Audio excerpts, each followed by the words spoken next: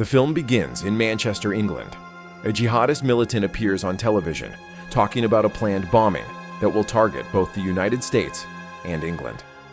Soon after, local police receive intelligence about the location of the group's hideout. Officers quickly move in and surround the apartment building. However, the militants inside realize that the authorities are closing in. Rather than surrender, they trigger an explosive device inside the apartment.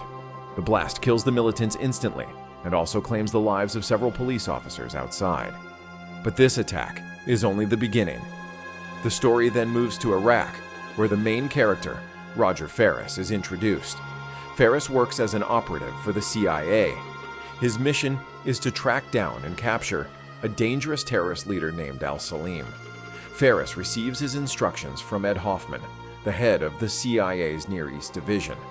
Ferris meets up with his partner Bassem, who helps him carry out intelligence operations in the region. Bassem informs Ferris about a man named Nizar, a nervous informant who wants to meet with them. According to Bassem, Nizar is frightened because he has been selected for a martyrdom mission. The assignment would require him to carry out a suicide bombing, something he desperately does not want to do. Both Ferris and Bassem agree to meet him. When Ferris finally meets Nizar, the frightened man reveals something important. He claims he has damaging information about Al-Salim, evidence that could expose the terrorist leader's activities. Because of this, Nizar knows his life is in serious danger. Nizar then makes a request. In return for handing over all the evidence he has on Al-Salim, he asks Ferris for political asylum in America. Ferris brings the request to his superior, Ed Hoffman. However, Hoffman quickly rejects the idea. Later, Nizar walks through a crowded market while Ferris and Bassem watch him from a distance. Suddenly, a black van pulls up nearby. Armed militants jump out and try to grab Nizar. Ferris realizes the situation has become extremely dangerous. Nizar has already seen both him and Bassem. If the kidnappers manage to capture him, he could reveal their identities and destroy their cover. Faced with this risk, Ferris makes a painful decision. He shoots Nizar before the terrorists can take him. Afterward, Ferris and Bassem travel to Balad, a city in Iraq. Before his death, Nizar had told them that Al-Salim was operating a safe house there. Hoping to find useful evidence, the two agents head to the location. When they arrive, they see militants trying to burn the staircase inside the building. The terrorists are attempting to destroy records and documents that could be used as evidence. Ferris immediately opens fire, and a violent gun battle erupts. At the same time, Bassem contacts CIA headquarters and reports the situation. The agency quickly sends several helicopters to assist them. Meanwhile, Ferris and Bassem try to escape the building as more militants close in on them. During the chaos, a terrorist fires a rocket-propelled grenade at their vehicle. The RPG strikes the car, causing a massive explosion. Bassem is killed instantly, and Ferris is badly injured in the blast. Sometime later, Ferris slowly regains consciousness. When he opens his eyes, he realizes he's lying in a hospital bed at a U.S. military base, recovering from his injuries. He soon receives a call from Hoffman, who tells him he can take a few days off if he wants because of his injuries. Ferris refuses the offer. Hoffman then directs him to Amman, explaining that he might find useful leads about Al-Salim there. During this time, Ferris meets Hani Salim, an officer from the Jordanian intelligence service. Ferris asks Hani for help in capturing Al-Salim. At first, Hani refuses the request. However, Ferris later shows him photographs and evidence pointing to a possible safe house in Amman. After seeing the information, Hani finally agrees to assist him. The next day, Ferris and Skip go to investigate the safe house. While they are there, Skip notices a man named Zayed Abishi. Skip then admits that Hoffman had secretly sent him to monitor the safe house. This revelation makes Ferris angry because no one had told him about it. Ferris is frustrated with Hoffman's habit of interfering in his operations, especially because it could expose him and ruin his undercover work. Unfortunately, his fears soon come true. Zayed accidentally reveals Ferris's identity to a terrorist inside the safe house. The man quickly runs off to warn the others. Ferris chases him down and eventually catches him. In the end, Ferris kills the terrorist. However, during the struggle, some dogs attack Ferris and bite him. Because of this, he later goes to a nearby hospital for treatment.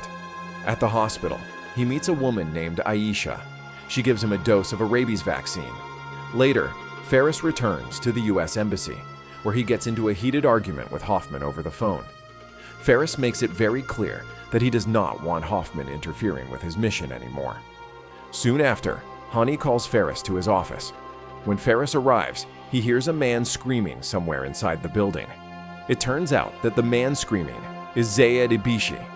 Hani explains that Zayed caused problems for both him and Ferris by interfering in their mission under Hoffman's instructions.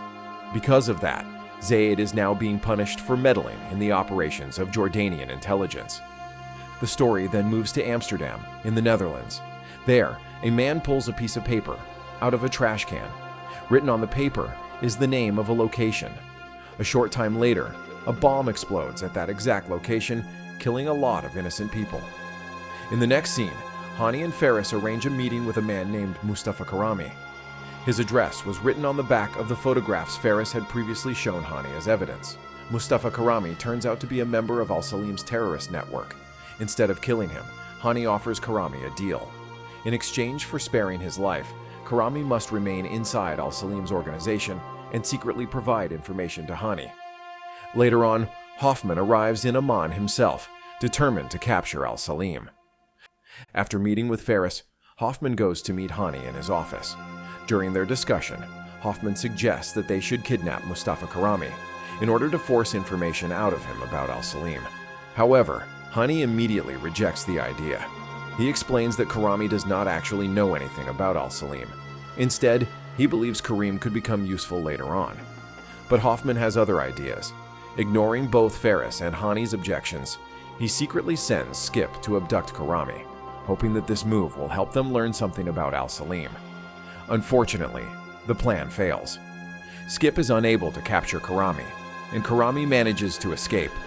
In the next scene, Ferris returns to the same hospital where he previously received an injection from a nurse named Aisha. After getting another injection, Ferris asks Aisha if she would like to go out with him sometime. She accepts the invitation. Later, the two of them are seen having lunch together. That evening, Ferris walks Aisha back to the hospital. As they approach the building, one of Hani's associates suddenly stops them. The man tells Ferris that Hani wants to see him and instructs him to come along immediately. He takes Ferris to a location that is rumored to be a secret hideout for a terrorist group. When they arrive, Ferris is shocked by what he sees. The entire building is on fire, flames are everywhere, and the place appears completely abandoned. No people are inside, and every piece of evidence has already been destroyed by the fire. Soon after, Hani's associate brings Ferris to meet Hani. Hani is extremely angry. He begins questioning Ferris, asking whether he knew anything about the operation that led to the fire. Ferris denies having any knowledge of it and insists that Hoffman must be responsible for what happened. However, Hani does not fully trust his explanation. He gives Ferris a clear warning. He has 12 hours to leave the country. Hani tells him that if he stays longer than that, he will not take responsibility for whatever happens next. In the following scene, Ferris travels to Washington and meets with Hoffman. He is furious. Ferris blames Hoffman for ruining the entire mission. Because of Hoffman's actions, their operation has collapsed, and now Hani refuses to let Ferris return to Jordan. After a heated argument with Hoffman, Ferris finally comes up with a risky idea to capture al-Salim. He suggests staging a fake bombing. The goal is to make al-Salim believe that a rival group carried out the attack. Ferris believes that al-Salim will try to investigate the people responsible. If that happens, they might finally be able to track his location. To make the plan work, Ferris asks a hacker for help. Together, they search for a name that can be used as a fake suspect for the bombing. Eventually, they choose a man named Omar Siddiqui to serve as the scapegoat for the operation. In the next scene, Ferris travels to Dubai to meet Omar Siddiqui. That same evening, Ferris secretly enters Omar's hotel room. While inside, he plants a small device on Omar's laptop that will allow them to hack into it. Once access is secured, the hacker begins working on the laptop remotely. He creates fake emails and sets up several false bank accounts in Omar Siddiqui's name. Money is then transferred into these accounts to make it look as if Omar Siddiqui is secretly funding the bombing. The goal is to build a false trail of evidence that will convince everyone that Omar is responsible for the attack. In the next scene, Hoffman tells Ferris that Hani wants him to return to Amman and work with him again on the Al Salim case. When Ferris arrives in Amman, Hani invites him into his office to talk.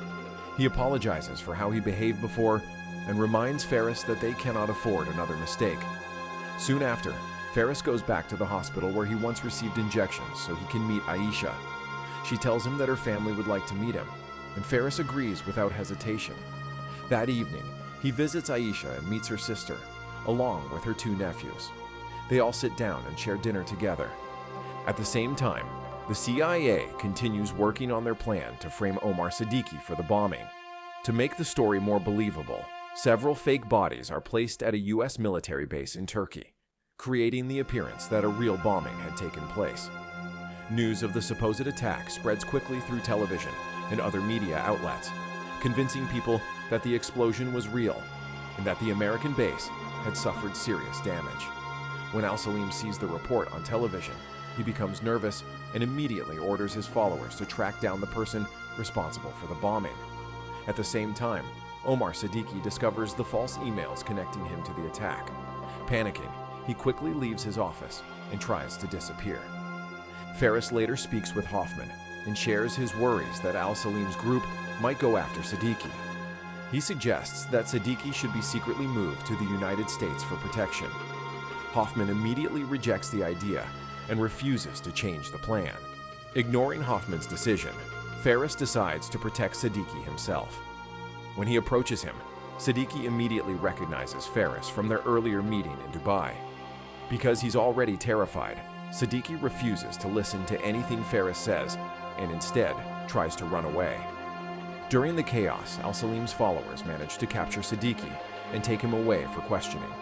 While interrogating him, they realize that he actually had nothing to do with the bombing. Even though he is innocent, they still kill him. The next day, his body is found dumped in a trash container. After this, Ferris talks to Hoffman again and tells him he can no longer continue with the mission. The deaths of innocent people are weighing heavily on his conscience, and he fears that more people will suffer if the operation goes on. He informs Hoffman that he wants to walk away from the mission and return home. However, when Ferris arrives at his apartment, he discovers an envelope waiting for him. Inside are photographs showing him with Aisha. Seeing the pictures makes him realize something terrible may have happened.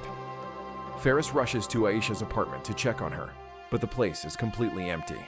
Filled with panic, he goes to Hani and finally tells him the truth about Omar Siddiqui. Once Hani realizes that Ferris has deceived him again, he refuses to help him in any way. Not long after, Hoffman arrives in Jordan. Ferris informs him that Aisha has been taken.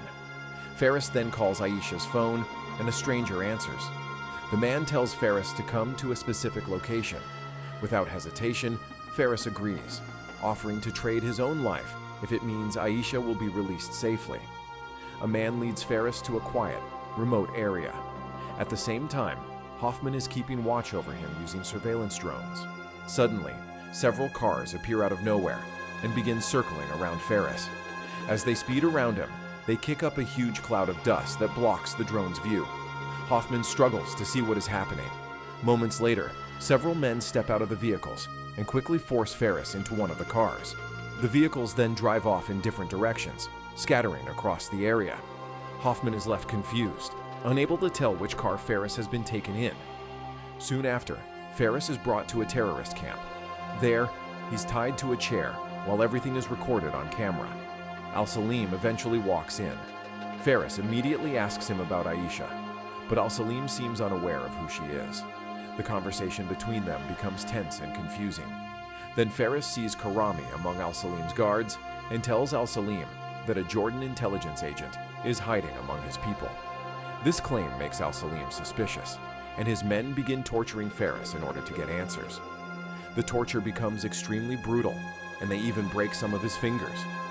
Afterward, Al Salim orders his men to execute Ferris. However, before they can carry out the order, the Jordanian police suddenly arrive and storm the camp, rescuing him. As Al Salim tries to escape, Hani captures him. Later, Ferris is shown recovering in a hospital. Hani visits him and reveals that he was actually the one who kidnapped Aisha. According to him, He learned about Al-Karim through Mustafa Karimi and used Ferris as bait to capture the terrorist leader. Although the mission is successful, Ferris realizes he had been lied to all these while. He's just a pawn to his superiors. Not long after, Hoffman meets with Ferris and offers him a desk job back home. But Ferris turns down the offer, saying he wants to stay here instead. As the story reaches its final moments, Ferris is seen walking through a market, buying sweets for Aisha. He has finally found peace, and he's now where he's supposed to be. And that brings us to the end of the movie. We hope you enjoyed this recap. Be sure to check out the next recaps on your screen, and don't forget to subscribe for more amazing movie breakdowns.